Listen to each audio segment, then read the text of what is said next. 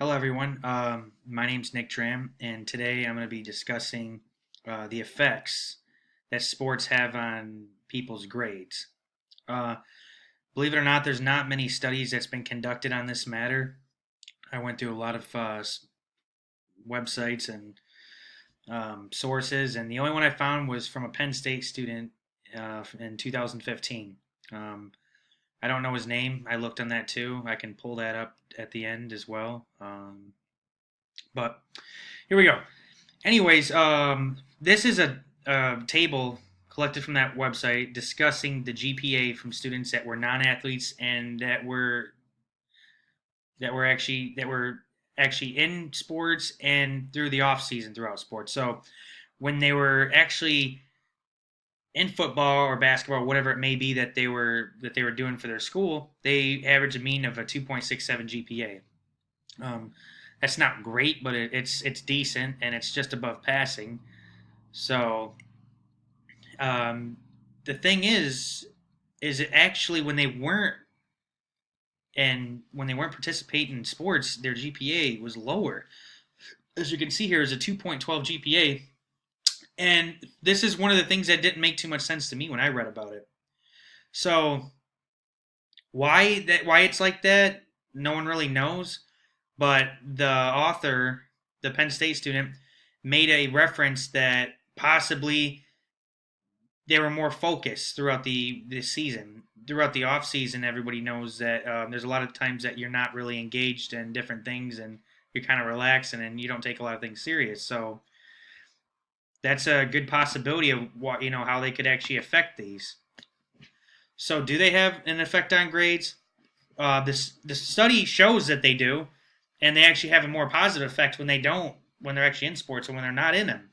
So I'd have to really say that from what I've been able to interpret and bring together is that there is. But the problem is that is there's a small window, and that's what the author makes a statement for, because there's not a lot of research out there that's been able to bring all this together. I believe, as you can see here, do sports affect grades? 4,553 records of students were reviewed. That means 1,500 student athletes, and this was done in 1986. So the problem with that is 1,500 students is a real small sample size, and it's kind of it doesn't really necessarily explain. I mean, if you were to take 400,000 students in the world, the studies could definitely show differently. 1,500 students would probably be one school. So let's say Penn State University, for example, that school could be just what they did the study on. So the thing is you have to go out and actually have a wider variety of campuses and demographics to really to judge what's going on. Another thing I noticed that was not done was the students were not asked which courses that they did.